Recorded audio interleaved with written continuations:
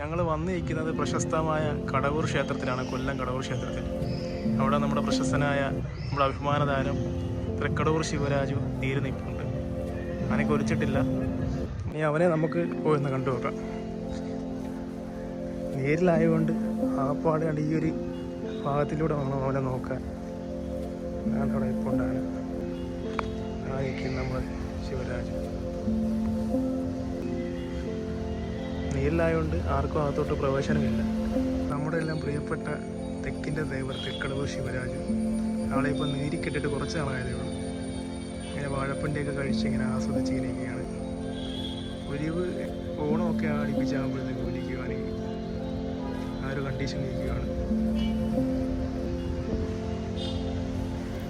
കഴിഞ്ഞ തൃശ്ശൂർ പൂരത്തിന് കടവൂരാൻ്റെ തെക്കോട്ടിറക്കം പറഞ്ഞറിയിക്കേണ്ടതില്ലല്ലോ. പാറമേക്കാവ് ഭഗവതിയെ ശിരസിലേറ്റി വടക്കുന്നാഥിൻ്റെ തെക്കേ ഗോപുര നട തുറന്ന് ശിവരാജുവിൻ്റെ ആ പ്രൗഢഗംഭീരമായ എഴുന്നള്ളപ്പ് നമ്മളെല്ലാവരും കണ്ടതാണ്. അന്ന് പത്രമാധ്യമങ്ങളിലും സോഷ്യൽ മീഡിയയിലും എല്ലാം നിറഞ്ഞു നിന്ന ശിവരാജു എഫക്റ്റ് വളരെയധികം ചർച്ചയായിരുന്നു. തിരുവമ്പാടി ശിവസുന്ദറിന് ശേഷം ഏറ്റവും നയനസുന്ദരമായ തെക്കോട്ടിറക്കം അതിപ്പോൾ ശിവരാജുവിന് സ്വന്തം. തൃശ്ശൂർ പൂരത്തിന് പങ്കെടുത്തതുകൊണ്ടാവണം അടുത്ത സീസൺ മുതൽ തിരുവിതാംകൂർ ദേവസ്വം ബോർഡ് അവൻ്റെ ഏക്കത്തുകയിൽ വർധനവ് ഏർപ്പെടുത്തിയിട്ടുണ്ട്.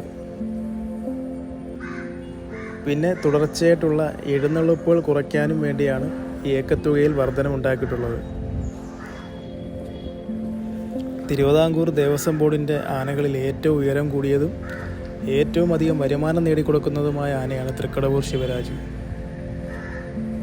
ഇന്ന് കേരളത്തിലുള്ളതിൽ 20 നഖങ്ങളുള്ള അപൂർവം ചില ആനകളിൽ ഒന്നാണ് ശിവരാജു. വർഷങ്ങളായി അവനെ കൊണ്ടുനടന്ന പാപ്പാൻ മാറി മറ്റൊരാൾ വന്നപ്പോൾ ശിവരാജുവിൻ്റെ കാര്യത്തിൽ ആനപ്രേമികൾക്കെല്ലാം തന്നെ ഒരു ആശങ്കയുണ്ടായിരുന്നു.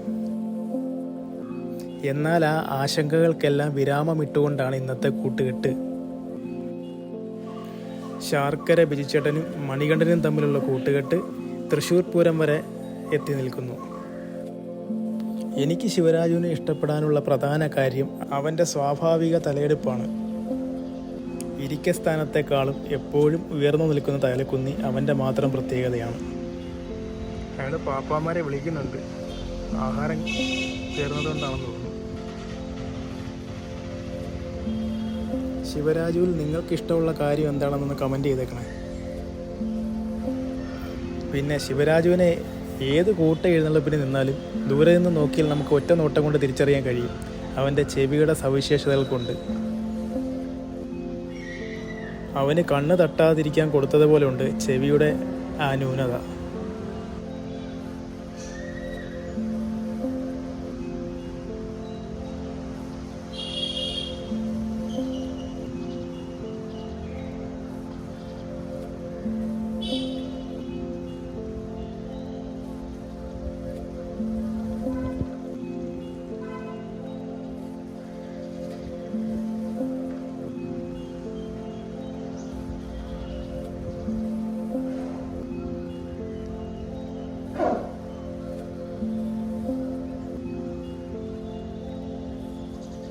പ്രത്യേക സൗണ്ട് ഉണ്ടാക്കി ആശാൻ വിളിക്കുന്നത്.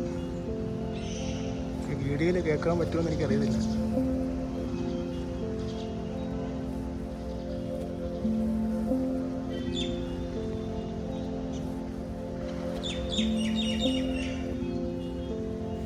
തറിയുടെ മൂലയ്ക്കുള്ള ചെമ്മണ്ണൊക്കെ വാരി ദേഹത്തിരുന്നുണ്ട് ആശാൻ.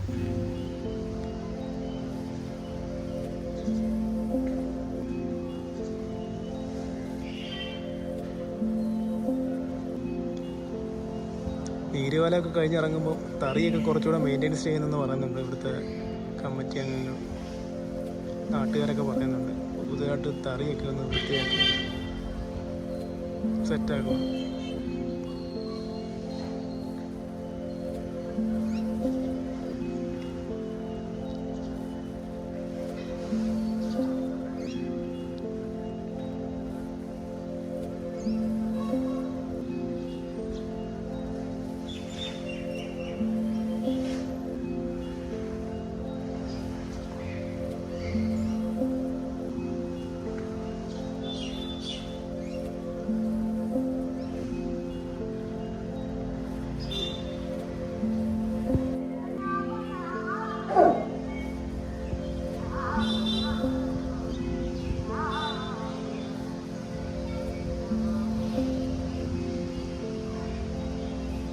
ഒരാൾ വന്ന് നിൽക്കുന്നുണ്ട്. ആള് ചെവിയൊക്കെ വട്ടം പിടിച്ചിരിക്കുക.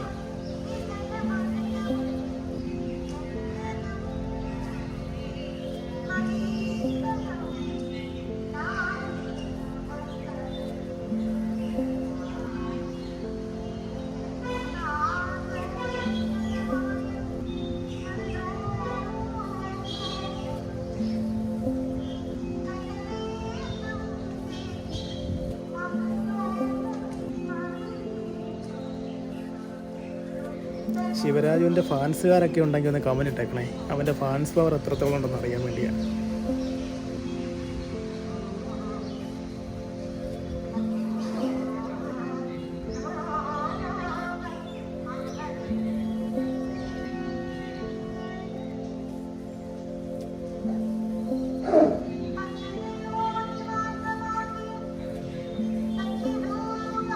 ആഹാരം കൊടുക്കാൻ വേണ്ടി ആളെങ്കിൽ ക്ഷമ കെട്ടിയിരിക്കുക. ചെവിയൊക്കെ താങ്ങി അവരെ വിളിച്ചുകൊണ്ടിരിക്കുക പാപ്പാന്മാർ.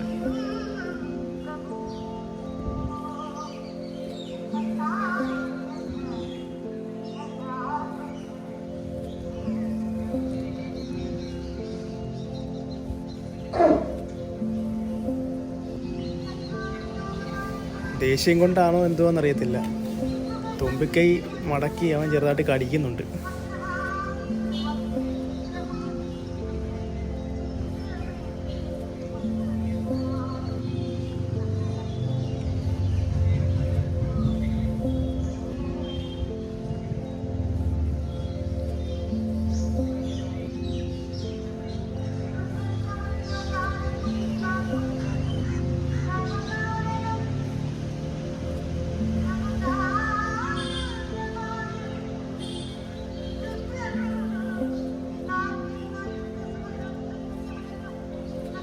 ശിവരാജ് നമ്മളിവിടെ നിന്ന് വിളിക്കുമ്പോൾ ആൾ ശ്രദ്ധിക്കുന്നൊക്കെ ഉണ്ട് കേട്ടോ.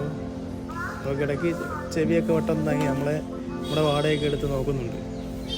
അറിയാവുന്ന ആരെങ്കിലും വാങ്ങുന്നു.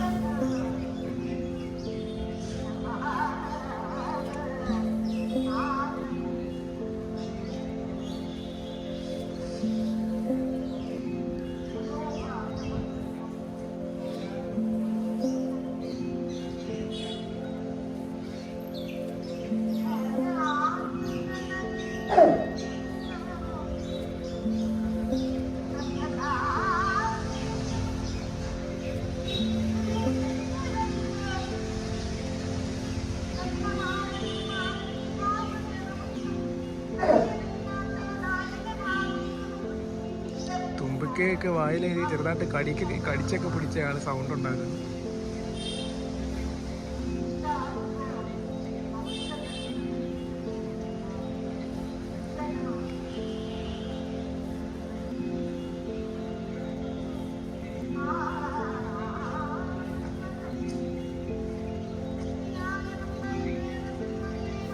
അപ്പം ഈ ശിവരാജുവിൻ്റെ ഈ ചെറിയൊരു വീഡിയോ നിങ്ങൾക്ക് ഇഷ്ടപ്പെട്ടെന്ന് വിചാരിക്കുന്നു. എന്തെങ്കിലും അഭിപ്രായങ്ങളും നിർദ്ദേശങ്ങളും ഉണ്ടെങ്കിൽ കമൻറ്റായിട്ട് രേഖപ്പെടുത്തുക. ഇനി മറ്റൊരു വീഡിയോയുമായി കാണാം.